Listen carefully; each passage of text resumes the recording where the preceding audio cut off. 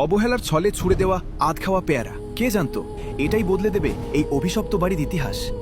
পচা ফলের বুক চিরে ধ্বংসস্তূপের মাঝে মাথা তুলল কচি এক সবুজ প্রাণ। বিশাল বিরানভূমিতে তোতার চোখে পড়ল একরত্তি প্রাণের স্পন্দন। এই মৃত্যুপুরীতে নতুন অতিথি। শুরু হলো এক অসম লড়াই।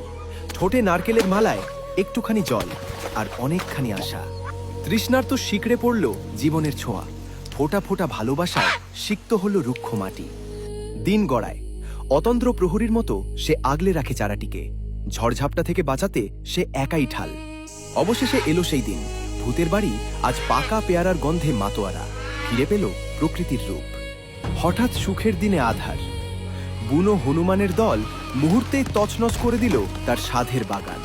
চোখের সামনে শুধুই ধ্বংসলীলা।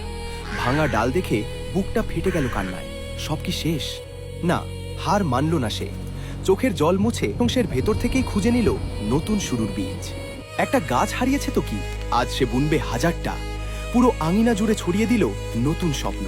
রোদ বৃষ্টি উপেক্ষা করে আবার শুরু হলো একা লড়াই। কোনো ক্লান্তিই তাকে দমাতে পারল না। কয়েক বছর পর পরিত্যক্ত ভিটে আজ সবুজের মহাসমুদ্র। গড়ে উঠল বিশাল এক পেয়ারার রাজত্ব। মরা বাড়িতে আজ প্রাণের মেলা। দূর দূরান্ত থেকে হাজারো পাখি এলো উৎসবে মাততে। আধ খাওয়া পেয়ারা আর অদম্য জেদ বদলে দিল পুরো জগৎ। এই তোতার ত্যাগের জন্য কি একটা লাইক আর ফলো হবে না? বন্ধুরা, প্লিজ পাশে থাকবেন।